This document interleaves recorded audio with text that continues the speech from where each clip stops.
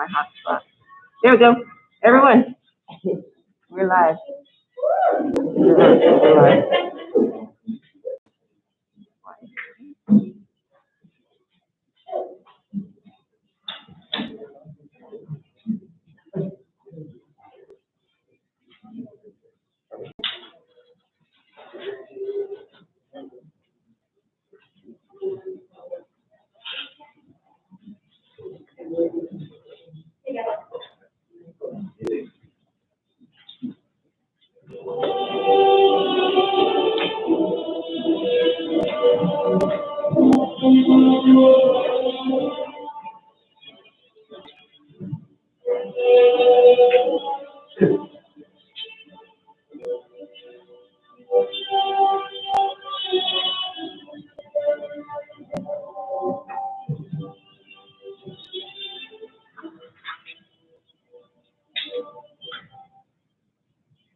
Welcome, graduates, and to our families and friends watching via YouTube, to our semi-annual Felony Drug Court graduation.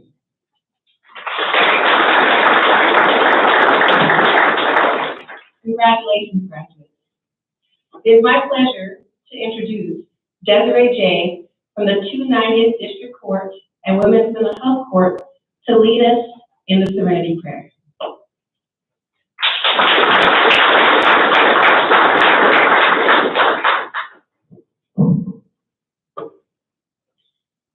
Ladies and gentlemen, please stand.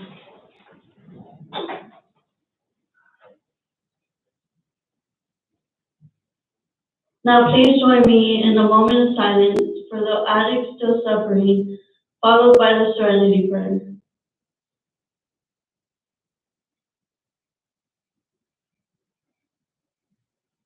God, grant me the serenity to accept the things that cannot change, the courage to change the things that can, and the wisdom to know the difference.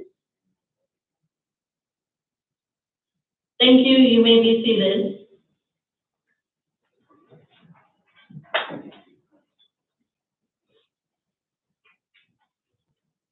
Thank you, Des. It is now also my great pleasure to introduce the Honorable Judge Ernie L. Glenn. Judge Glenn has been in the criminal justice system for over 40 years, and he spent the past 14 here with Felony Drug Court. First as an attorney, and they used to actually call him Ernie the attorney, and since then as the judge. Judge has been a stalwart champion for recovery and mental health here in this great city and the state of Texas. In fact, in 2019, he was actually honored with the John C. Crusoe Award for Leadership for Specialty Courts. Please join me in welcoming the Honorable Judge Ernie L. Glenn.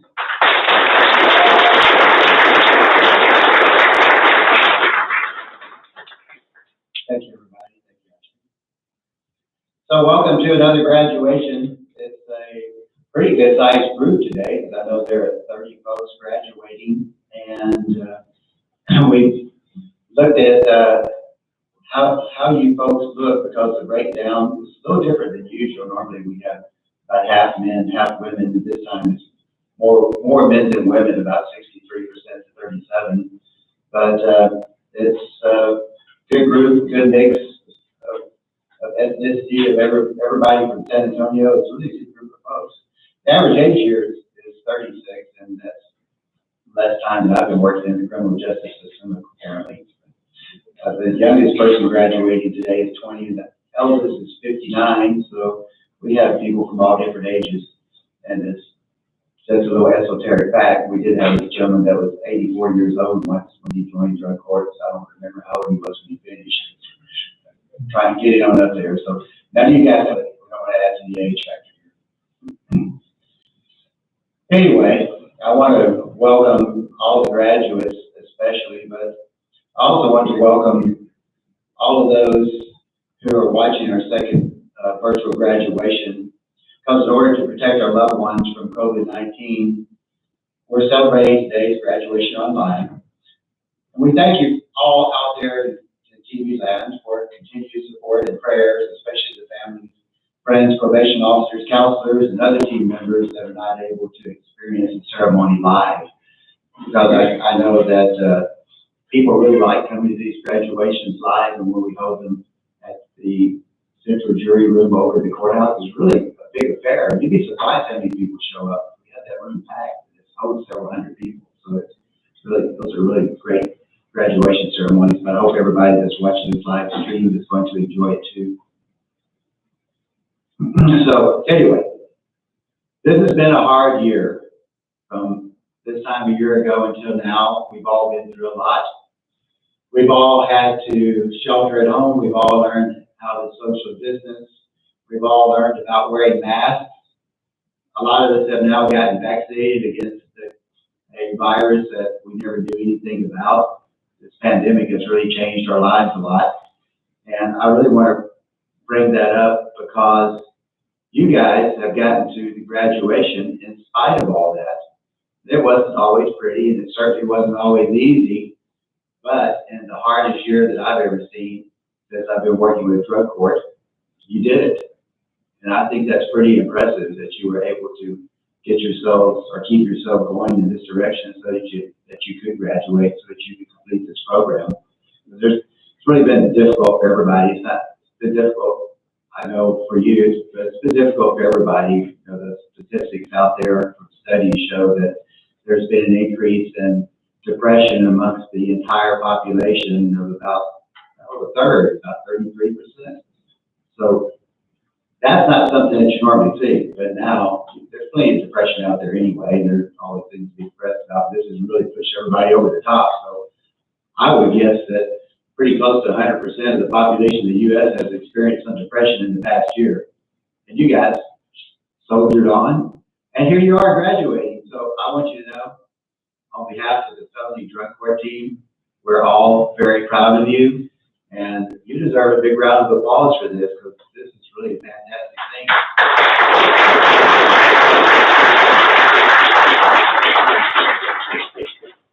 We got started a little bit late because of some technical difficulties, as you guys know, out here in the audience. So I'm going to cut my comments short and just get on to some other things that we need to cover. So on behalf of our drug court team, I want to make the following acknowledgments. This is a long list, so bear with me as I get through it. The Bexar County Community Supervision and Corrections Department, with Chief Jarvis Anderson, our drug court officers Mark Hewitt, Lillian Sanchez, Frenchie Garcia, and the manager, who is also today's MC, Mr. Emil Huggins. The drug court treatment providers, Alpha Home, this is a long list too, folks. Center of Healthcare Services, Conceivable Resolutions, Elite Counseling, Rosetta's Key, the SATF facility, DDRF, ISF, Safety, VOA, Lifetime Recovery, NAS, and Sakata. Now, some of these providers, some of you are not familiar with, and some are. Just depends on the situation for each person, because recovery is not the same for everybody. It's all one day at a time for each person. Next, we have our drug court case managers and support staff. Elsa Guajardo, who likes to play music from the jury box.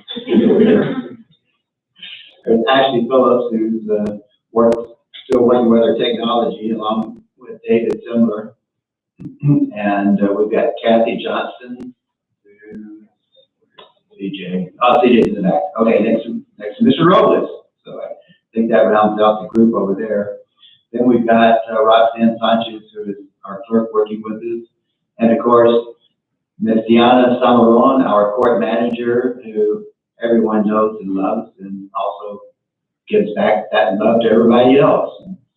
Kind of like a mom. Yeah.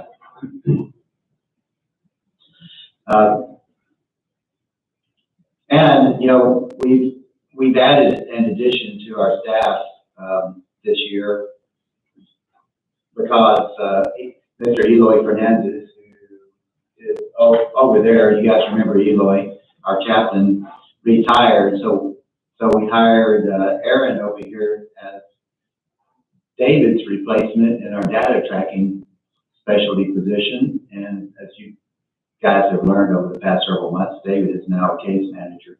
So making some changes, but Emil actually gave me some more information today that we're about to get another probation officer that's going to start working with us. And it's not going to be that we're losing somebody, we're actually getting a position filled that was vacated about a year ago, I guess. I'm saying it's filling that vacated position. So anyways, we're going to have 4 probation officers working with us now. I don't know this particular officer, but Mill says that she's got a lot of experience and will probably be a great addition to our team, so I'm looking forward to that. I'm looking forward to having another probation officer, and I'm sure Ms. Sanchez over there, and Frenchie, and Mr. Hewitt are all looking forward to that because they're overworked. We have way more cases than they need, but thank you for the hard work. We do have a drug court defense attorney, Ted Woods, Charles Gold, and Lee Hahn. Well, the Bexar County District Attorney's Office for the past several years, since Joe Gonzalez was elected, has really been involved with our program, and we have Assistant District Attorney Mike Cohen that works with us on a regular basis, and we also have Assistant DA Tony Hackabill. And we're excited. We were excited to have them join us, but I'm very pleased that these 2 gentlemen are the ones that were chosen to do this because they are the most experienced prosecutors in the district attorney's office. They have tried every kind of case that you can think of, including capital murders, and they support this program 100%. So to have the DA's office involved in this is really a big deal. So, Bexar County Sheriff's Department, you guys don't know all of the sheriff's deputies, but you certainly do know Angela Metcalf and Mike Renato, our courtroom deputies, because they're here all the time. There's Mike. Right, Angela Metcalf is back. So they're here most of the time. Let's see, we've got our interns and volunteers that are working with us. Cindy Bookie. I know everybody's around here somewhere. I think some of you guys probably met her, Vanessa Pierce, who's sitting over here, and of course the Chaplain Eloy Fernandez. The Bexar County Auditor's Office we would also like to thank, especially a few ladies that are working with us closely to make sure all the bills get paid. That's Teresa Badientos, Norma Hinojosa, and Eddie Rodriguez. He's not one of the ladies, of course, but he's one of the guys working there too. And we want to thank our criminal district court judges because, let's face it, folks, if they didn't believe in this program, you wouldn't be here right now. You wouldn't have this chance. So the fact that they believe in you and they believe in what we do here is really a big deal. And I want to thank them. And I know all of you do too, because you had this chance of doing something differently with your life that you wouldn't have otherwise had.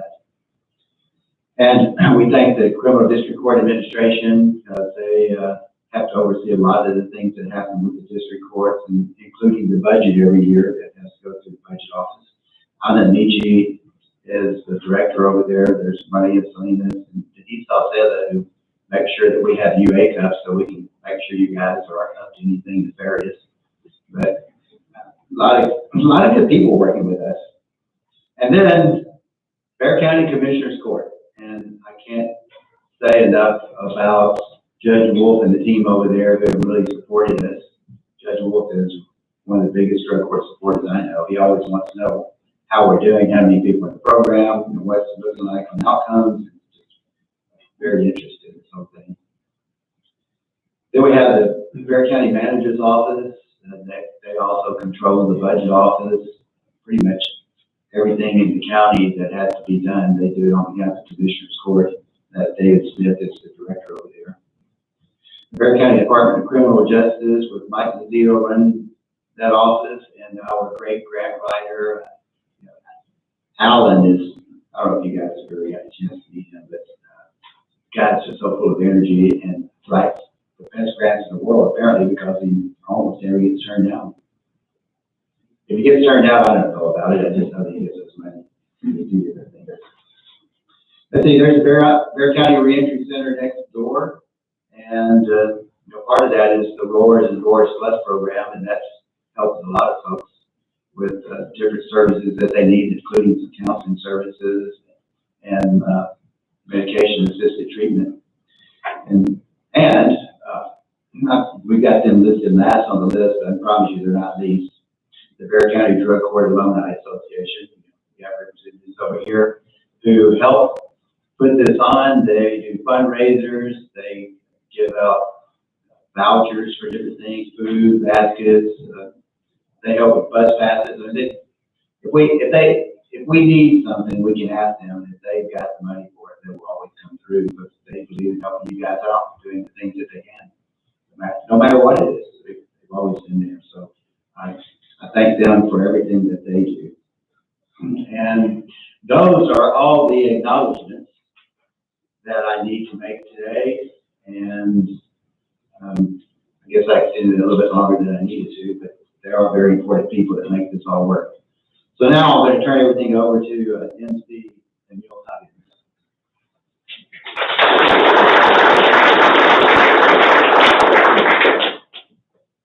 There are 30 drug court participants graduating today, and although we would like to hear the struggles and the successes of all our today's graduates, there is simply not enough time to do that. Therefore, today we will hear the testimonial from one of today's graduates. Please help me welcome Nicole A., a graduate from the 187th District Court. And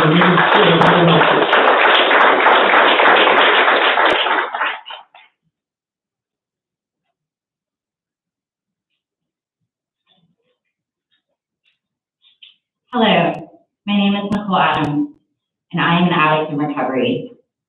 Wow, addict in recovery. Would have never thought even 2 years ago that this would be possible. It's more like a far-fetched dream. Let me start from the beginning. I had a normal childhood. I was an only child, and I had a mom and dad who loved me dearly. My dad, though, passed away when I was 14 years old. This is where I began to drink, smoke weed, and do cocaine. Shortly after this, I was diagnosed with depression and anxiety. After several years of many medications, I was finally prescribed Xanax, which I ended up taking for 10 years. In my early 20s, I was diagnosed with bipolar disorder. Fast forward, I'm 28 years old, I have a 4-year-old daughter, I'm working at USAA with a brand new car, and I was really successful at what I did. Things were great, however, you see, I'm codependent as well. All I wanted was a man to complete my happy life at the time. I jumped onto a dating site, and sure enough, I found one. Not only did I find a man, but I was introduced to methamphetamine. I was hooked. I fell in love with meth and the way it made me feel normal, as I was not taking any mental medications at the time except Xanax. Within 3 months, I had spent thousands of dollars on meth. Within 6 months, I had lost my job and CPS came into my life. Within 9 months, CPS had thrown me out of the house with no job. I lost the rights to my 4-year-old daughter. I was distraught, but my addiction came first. I was living on the streets when somebody stole my car, set it on fire, burned beyond recognition. I was desperate to survive and to feed my addiction. So this is when I turned to selling drugs. I worked with many dangerous people and I witnessed many violent events, which resulted in PTSD. My grief was unbearable. My mania and depression was left untreated. I completely immersed myself into meth to self-medicate. I spent 2 years of my addiction in a highly abusive relationship, and for half that time, I was dependent on non-prescribed hydrocodone and Oxycontin to numb the pain and to stay with him. This led to 13 filed police reports, and only once did I press charges, which is how sick I was. I eventually was able to get out of the toxic relationship, but not before I was arrested several times for possession of meth in a 4-year period. Darkness had taken over my life, and meth was my master. My addiction turned me into a 90-pound shell of a woman. I was empty inside, body, mind, and spirit. I was an addict, a criminal, and severely mentally ill at this time. Addiction, you see, is a dark, desolate place full of isolation, depression, and straight-up misery. My disease told me I was never going to be anything other than a tweaker and a criminal. Probation was tired of dealing with me and was finally ordered to safe peace. I was devastated. I was leaving my fiance and our 9-month-old little girl. 14 months I was gone, and I came out to a very unpleasant surprise. My fiance of 4 years had left me for my friend, and I no longer had my man, my home, or my baby girl. I did not learn enough coping skills, nor did I use the ones I had learned to deal with this horrible life experience. Within 2 months, I relapsed. I went back to my dreadful addiction. I was locked up again, but this time, the 187 District Court Judge, Stephanie Boyd, ordered me to drug court. My life changed dramatically. I got a team of extraordinary people that demonstrated nothing but the utmost kindness, compassion, and empathy. I learned about myself, getting on a schedule, routine, keeping a planner, showing up on time and or early for appointments. I was stabilized on medication. I received group and individual counseling and classes where I was able to learn about myself and gain insight about my disease. It was not easy at first, but my desire to get clean and stay clean was stronger than wanting to give up, and I never did. I found the Narcotics Anonymous program, which is where I learned one day at a time and that this too shall pass. NA taught me about my fellowship, sponsorship, the 12 steps, which are an absolute blessing to any addict who's open to working them. From drug court, I learned how to be honest with myself and others, how to have a positive attitude, how to be humble, authentic, transparent, and today I have integrity. You see, God, drug court, NA, and my support system is the reason I stand before you today. Today I am a great daughter, mother, mentor, and friend. Today I have an opportunity to live a life that is full of blessings. I have a job, I pay bills, I'm a contributing member to society. Thank you, drug court, for my coping skills, teaching me how to grow, supporting me, but most of all, saving my life. Today I'm a grateful addict in recovery. Thank you.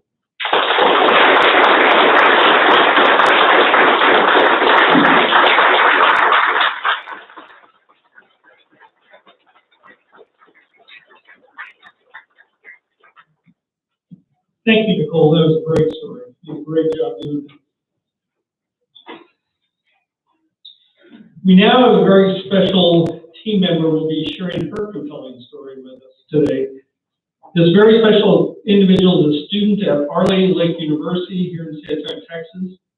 She will be graduating with her bachelor's degree in social work in May 2021. She also happens to be a proud Felony drug court graduate from April 2014.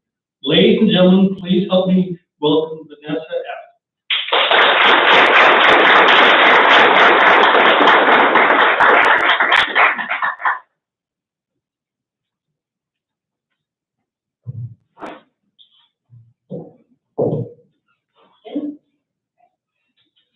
Excuse me.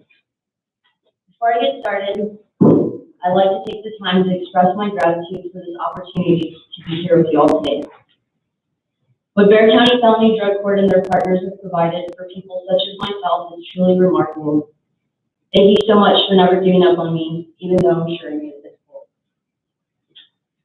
Bexar County Felony Drug Court has been making a tremendous impact for the past 17 years, providing treatment programs that unveil the root of the problems associated with mental health issues and addiction. They continue to reduce rates of recidivism by implementing accountability, structure, resources, therapy, and liberation for people who have struggled with these adversities. So to all the treatment providers and case managers that have worked closely with us to provide resources and healthy coping skills, thank you. To good-humored, compassionate individuals that you can count on through rough times, such as Elsa, Deanna, CJ, Ashley, Aaron, Roxanne, Jim, and yes, even David, thank you. And to all the judges in the district court who made referrals to become a participant in this program, the probation officers who held us accountable, and Judge Glenn, that you saw us for who we truly are, not a number on a docket. Thank you. To all the family members and friends watching, supporting their loved ones and not giving up, Thank you. And to all the loved ones who have died from addiction or untreated mental health issues, you are in our thoughts. And to all the graduates here today, achieving something that is hard for anyone to do, breaking the cycle of addiction, thank you. Please don't ever give up. Being able to successfully complete this program during a global, truly remarkable accomplishment that should always be kept in your memories forever. With that being said, today I will disclose a personal story that has inhabited my thoughts for quite some time. It is a story of inner turmoil, cognitive distortion, desperation, and defeat. A story of acceptance, surrender, resilience, and perseverance. I'm not revealing this personal information to entertain emotions, but to simply point out how mental health issues and addiction do not discriminate, and that there is a possibility of restoration. As far back as I can remember, I had this feeling of emptiness that consumed my inner being. I wasn't quite sure where it originated from, but it lingered with me for decades. Was it because I was the baby girl of the family, or was it something else? Needless to say, it doesn't matter where it came from, it was just there. My mom and dad defeated poverty through hard work and higher education. My mom was a teacher and my father a counselor. My brothers were artistic and musically inclined, and somewhere along the way, God got to bless me with those talents. But it's okay, because I had something neither of them had. I was stubborn, persistent, and persuasive. But I would soon find out that these qualities I possessed would also destroy me. My first encounter with a mood-altering substance was at age 11, when I stole a bottle of Mexican brandy from my tíos and I stored it in my toy box. I liked the burning sensation and the way it relaxed my body. I was finally content but not satisfied. I would later go on to raid my parents' pill cabinet and learn to eat pills from bottles that read, "Do not operate heavy machinery or may cause drowsiness," but still I wasn't satisfied.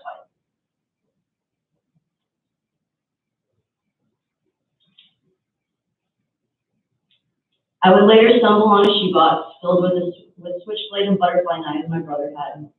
And for no particular reason, I cut myself pretty deep. The peace I felt from that self-inflicted wound would have me running back for more. And even more so when I was angry, so that I could regain control over upsetting situations.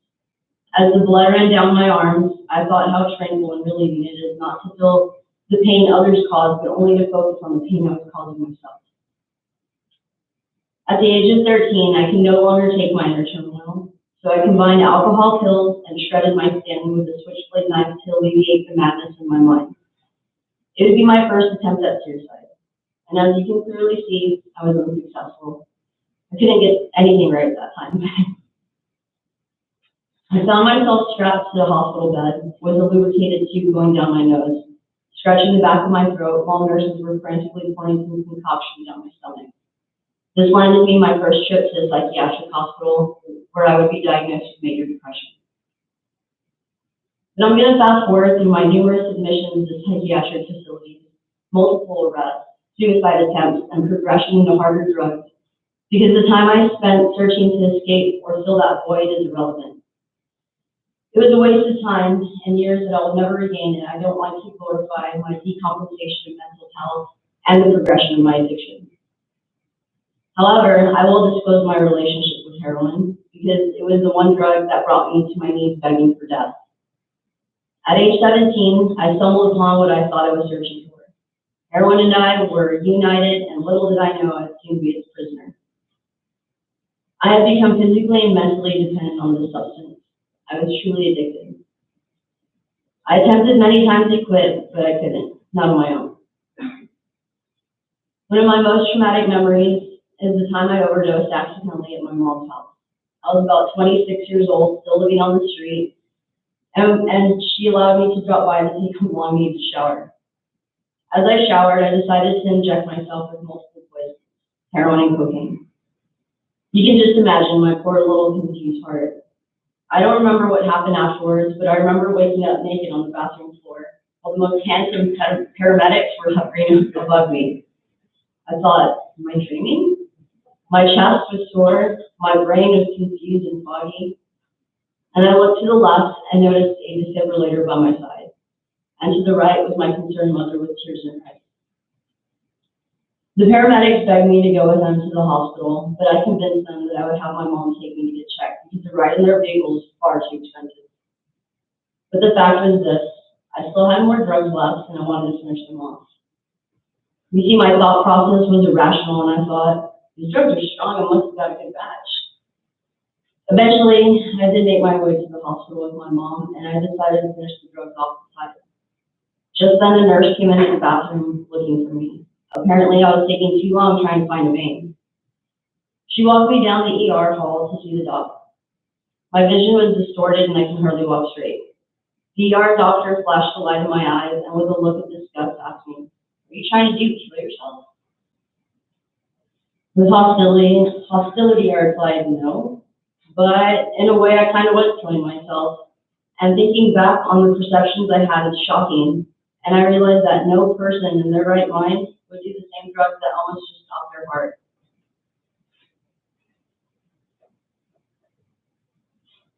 And like most people who suffer from substance use disorder, that crippling disease, which corrupted my perceptions, my morality, my belief systems and attitudes, it destroyed my relationships with my friends, family members, and myself.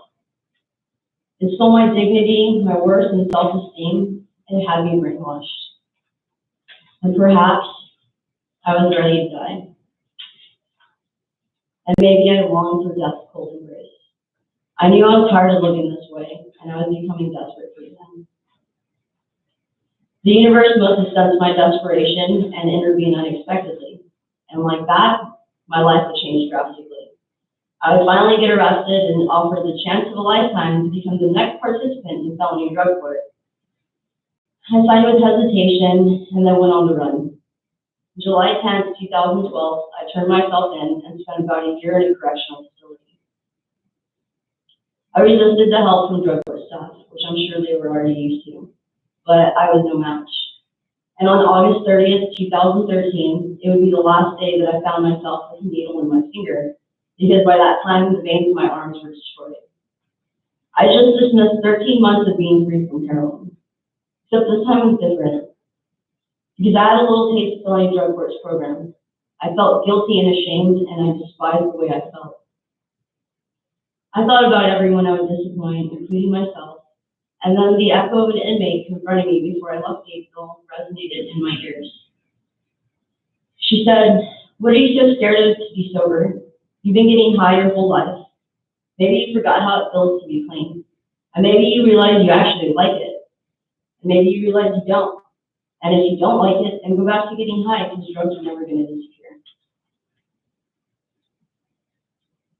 Surrendering to my new state of mind, I knew I couldn't beat this program. I had to finally admit defeat. Defeat of my irrational thoughts and defense mechanisms.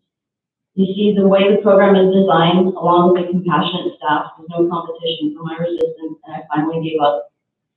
I surrendered, and I tried the suggestions of reframing my mind, being accountable, and committing to a routine, like calling the UA line every day. Feeling that I had received such a blessing, I decided to give back to the community and help people that suffer from mental health issues and substance use disorders. Currently, I serve on the Volunteer Services Council at the San Antonio State Hospital, where we raise money for patients to help with purchases such as birthday and Christmas gifts, computers, state IDs, and social security cards, so that they can apply for their benefits when they're released. The VSC has also brought live music and different programs to help give patients a sense of normalcy. The VSC has also partnered with Felony Drug Court's Alumni Association and hosted free community events called Minds Matter that focus on topics such as suicide prevention, addiction, and mental health.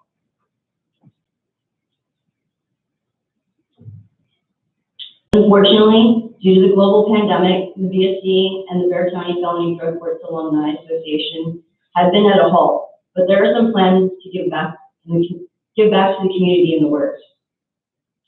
Recently, the VSC has organized a 5K, which will be held May 1st to help raise money for patient programs.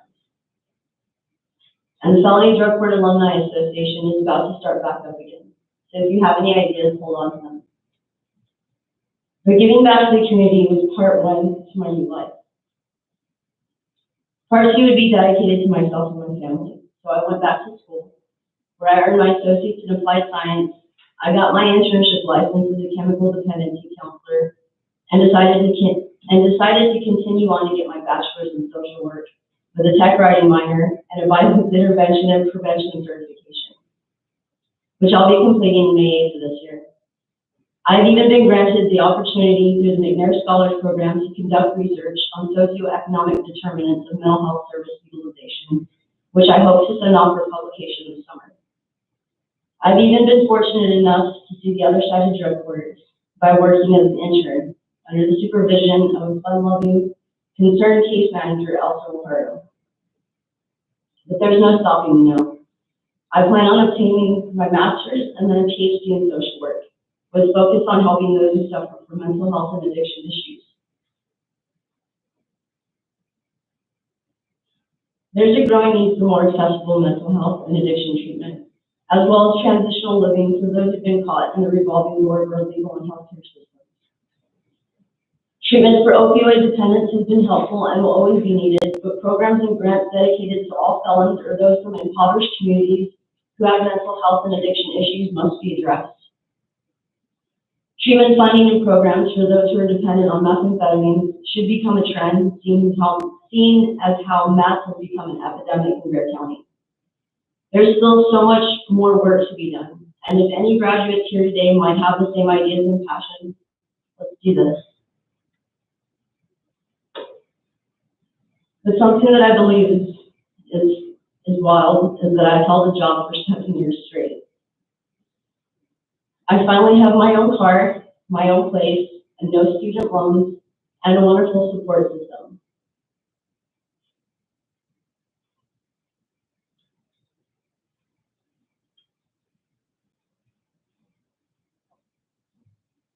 I have a relationship with my family and a wonderful partner who is patient and supportive of my personal growth. And with this new way of living, I have broken the cycle of addiction. I'm now a positive role model for my two beautiful daughters, who will hopefully look back and see all the sacrifices and the hard work I've done to give them the life they truly deserve. But I still continue to work on myself every day. Some days are harder than others. There are times when I still have emotional breakdowns and I cry for days. There's days where I struggle to get out of bed. There's days where my anxiety takes over and sends me into a frantic panic attack while driving to go pick up my kids from school. There are days where I just want to give up. However, instead of running to drugs or cutting myself, I've learned how to call and ask for help. I've learned to communicate my feelings and frustrations appropriately. I still see a therapist, I volunteer in the community, and I express gratitude, and I know who and how to reach out when my depression takes hold. Because I believe that anyone is capable of being restored, no matter if there's a mental health diagnosis or a substance use disorder. Because the key to restoration is having the availability to programs that will address these issues, along with compassionate staff that won't give up. And although my accomplishments seem prominent, they don't define how I feel on the inside. Because today I feel rejuvenated, healthy, humble, yet proud to be that person I was meant to be. And with each small step and one day at a time, 2021 graduates, you have shown others that restoration is possible, and that addiction and mental health issues do not define us as a person. We were all just people that strayed into a different path, struggling with demons by the only means we knew. But today marks the day of your commencement, to show the rest of the world who you truly are and what we are capable of. So thank you, graduates of 2021. Let this be the year to rise above your fears and never admit defeat, even in the roughest hours.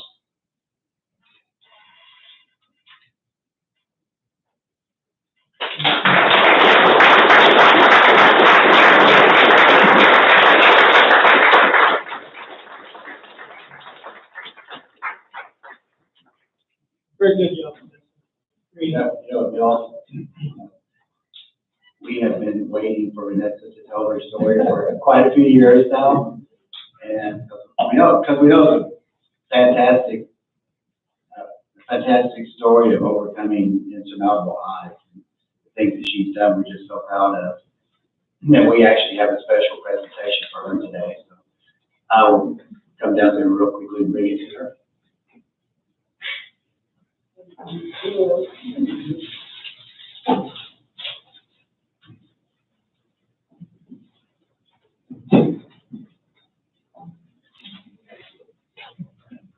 You got love for that.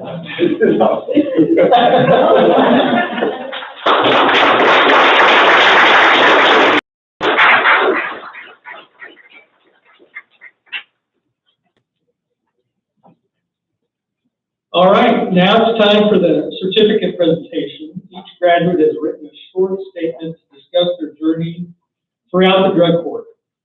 Some graduates have also taken the opportunity to thank individuals who have helped them in their road to recovery. All right, we'll start off with Nicole A. from the 187 District Court.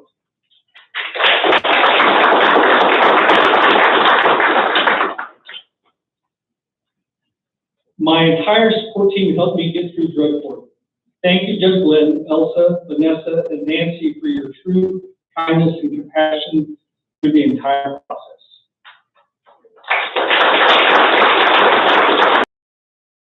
Alejandro A. from the 437th District Court.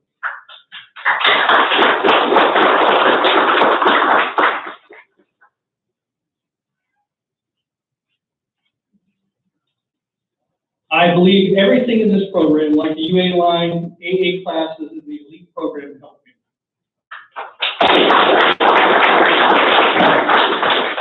Veronica A. from the 187th District Court.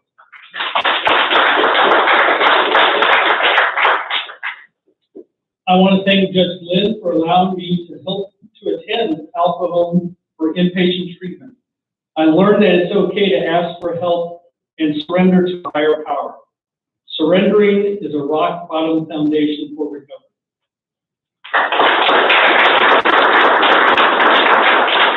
Rogelio C. from the 187th District Court. I just want to thank everyone for never giving up on me and always pushing me. It has really helped me a lot, so thanks for always being there when I needed you. Lucas C. from the 290th District Court.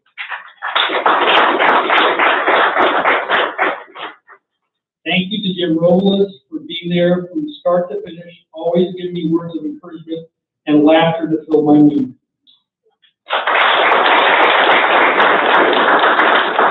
William C. from the 187th District Court.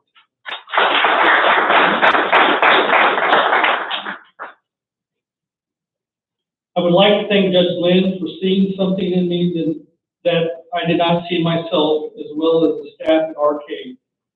That is the place where real miracles can happen if you truly apply yourself.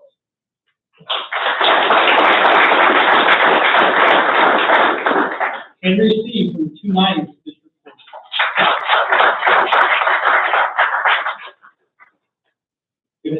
If I had been on drugs when my father died, I would have lost it. Thanks to the help of drug court, I am a stronger, sober, mindful, understanding person today.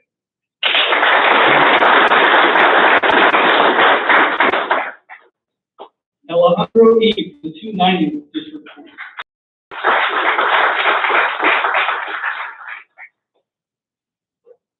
I want to give thanks to the whole program and the team at the drug court, especially Judge Glenn, CJ, Chelsea, Patrick. They believed in me and helped me get my life back on track. They gave me another chance and I was able to learn from my mistakes.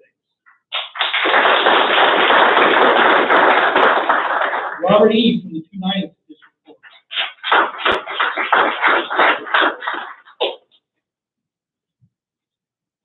I would like to thank drug court staff, especially Judge Glenn, Elsa, Nancy, David, Deanna. They helped me learn to help myself through all of this, especially during these times of COVID.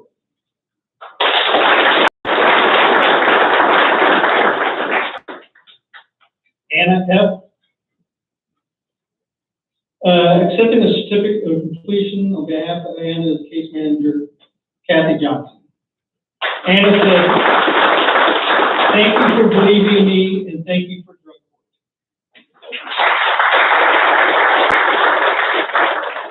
Paul G. from 187th District Court.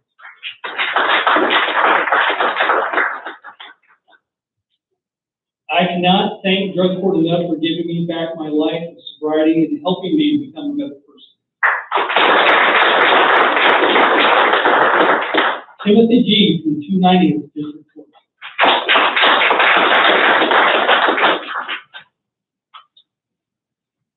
I'd like to thank Judge Glenn and all of the drug court staff for not giving up on me. If it were not for staff, I would not be living in an Oxford house, have a sponsor, and work in the AA steps. Also to my counselors at Rosetta Key, Miss Victoria, Miss Sylvia, and Miss Tammy. Armando G. from the 187th District Court.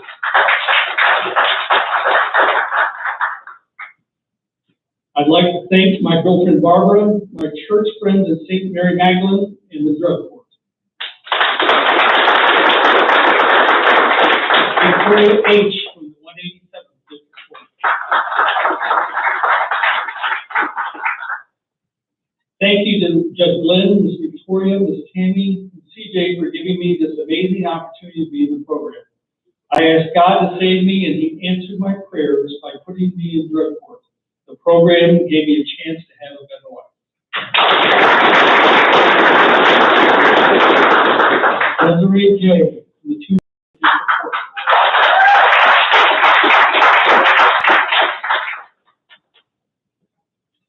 I would like to say thank you to all the case managers of the drug court staff. I came all this way because I needed your help. The staff helped me so much through the program and assisted in getting me medication I needed. Thanks again.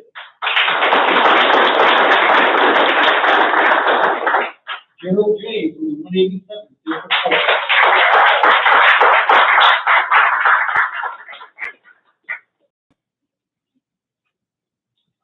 I want to thank my case manager, Miss Ashley. She was my greatest inspiration, motivation, and support.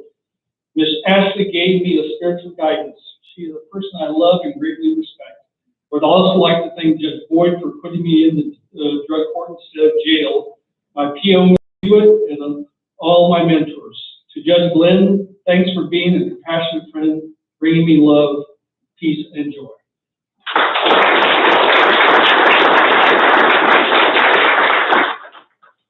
Timothy J. from the 175th District Court.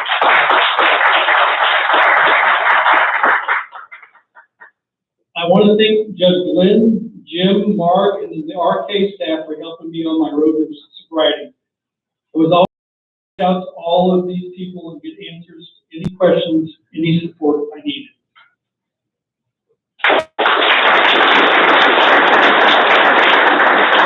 Kathy K. from the 290th District Court. Thank you to Judge Lynn, the CJ, Ms. Pat, and Kenny for always believing in me and giving me the tools to not only succeed in the drug court, but in life as well. Morgan M. from the 187th District Court.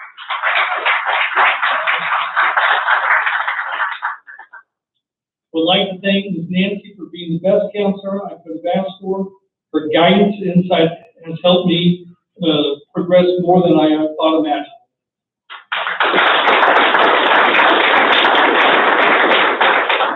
Blake M. from the 290th District Court. The drug court staff fought for me, so I fought for my sobriety too. I want to thank all of you for everything you did for me.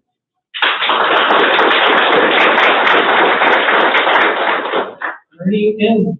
or Eric M. from the 379th District Court.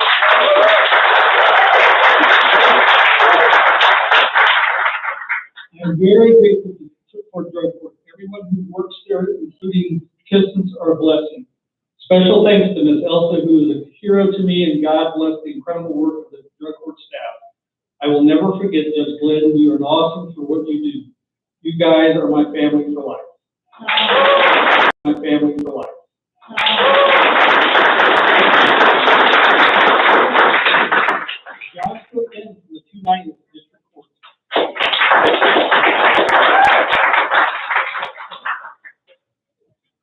Judge Lynn, Eloy, Deanna, Ashley, David, and Miss Nancy for always pushing me to do better and never giving up on me.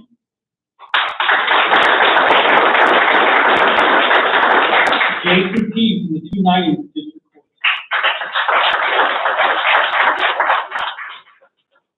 I would like to thank all the staff and drug court that helped me and say thanks to P.O. Mark Hewitt. Special thanks to Ms. Tammy for being there for me no matter what was going on. She never left me wondering, and she is an awesome person. Thank you again to everyone.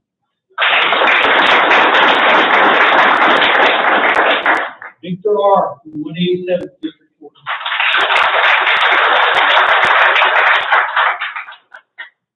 I just want to give my appreciation to my case manager, Ms. Elsa, to Judge Glenn for helping me through the whole experience. A special shout out to everyone in drug court from me.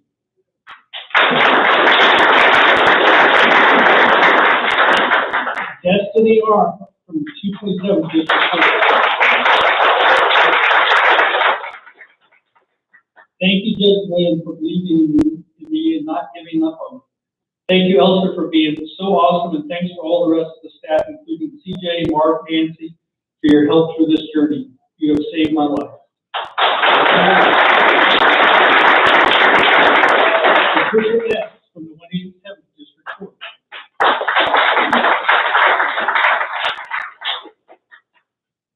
Drug court helped me by providing the care, love, and encouragement I needed, especially Judge Glenn, Miss Ashley, and the other counselors. My life was such a messed up, and you showed me how not to hide and pretend everything was okay.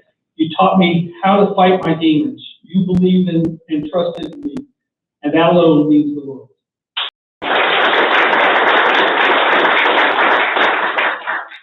Bonnie T. from 379th District Court.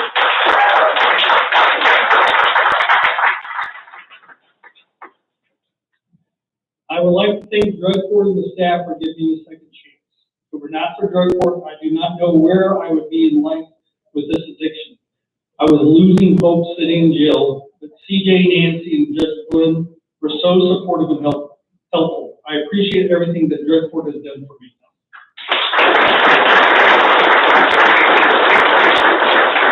Melanie T. from 187.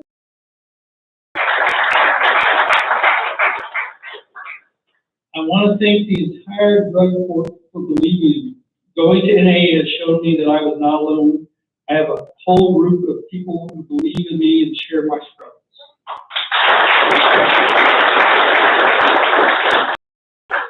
James D. from 187 District Court.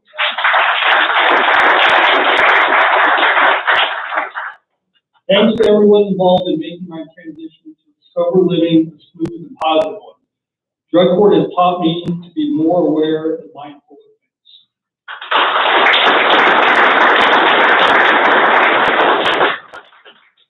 All right, one last round of applause for all the graduates.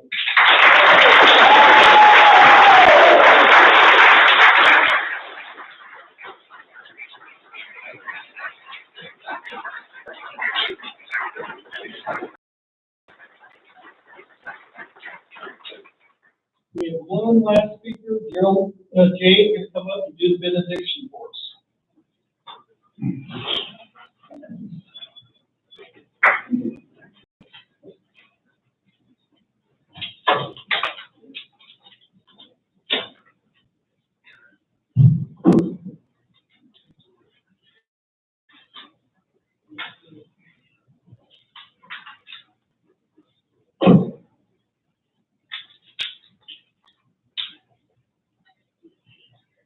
My benediction is titled Change. Romans 12:2 said, "Be ye not conformed, but transformed by the renewal of your mind." In falsehood, if nothing changes, nothing changes.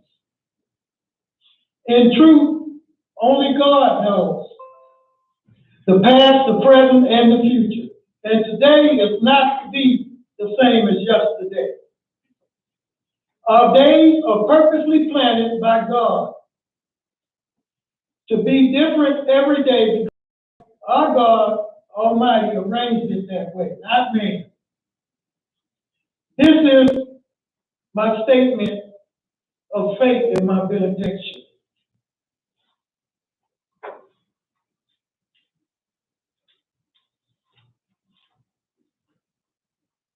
And now I would like to present a song, a praise of the gospel for you. A Change Is Gonna Come by Sam Cooke. I was born by the river in a little tent, oh, and just like the river, I've been running ever since. It's been a long time coming, but I know a change is gonna come. Oh, yes, it will. It's been too hard living, but I'm afraid to die, 'cause I don't know what's up there beyond the sky. It's been a long time coming, but I know a change is gonna come. Oh, yes, it will.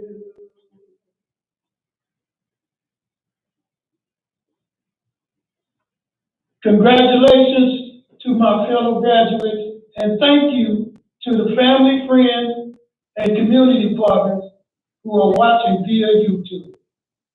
This concludes our ceremony.